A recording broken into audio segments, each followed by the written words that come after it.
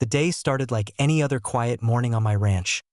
The air smelled of cedar and fresh hay. The horses neighed softly, and my wife was inside feeding our newborn daughter, Emma. We had just come home from the hospital 2 weeks earlier. Life was peaceful, finally settling into a rhythm, until the HOA and its spoiled golden child decided to ruin everything. His name was Tyler, 17 years old, entitled and rotten to the core. His mom, Karen, was head of the HOA, a woman who thought she was the law of the land.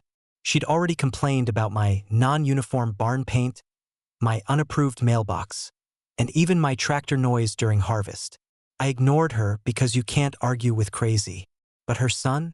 He was worse. That Saturday morning, I was fixing the front gate when I noticed my garage door open. I froze. My truck, my custom Ford F-350, wasn't there. The same truck I had just used to pick up supplies from the hardware store. I rushed inside, yelling to my wife, "Honey, did you move the truck?" She looked terrified. "No, but..."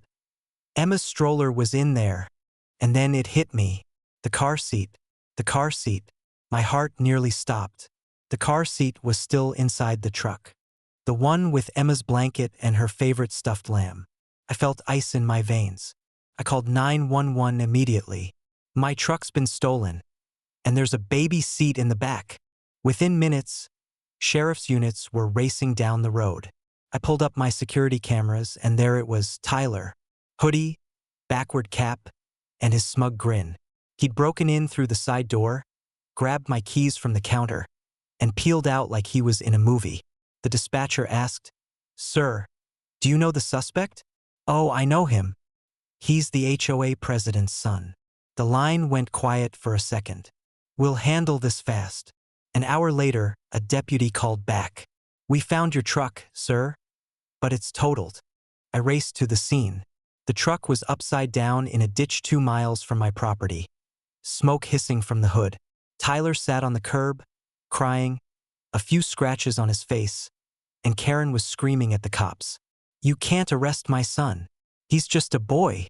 This man's vehicle shouldn't have been unlocked." Unlocked? It wasn't. He broke in. I saw red.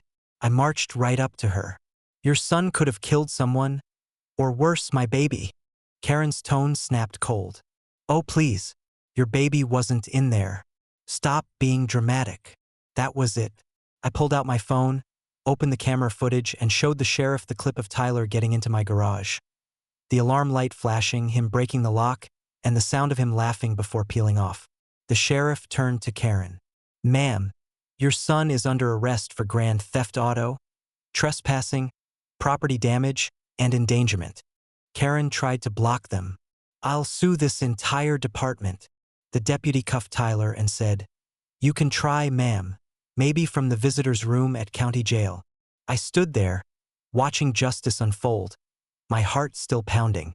My wife arrived a few minutes later, clutching Emma close. The sheriff walked over and said quietly, "The baby seat wasn't damaged, but your truck's done for. We'll make sure this kid gets every charge he deserves." 2 weeks later, I got a call from my insurance adjuster.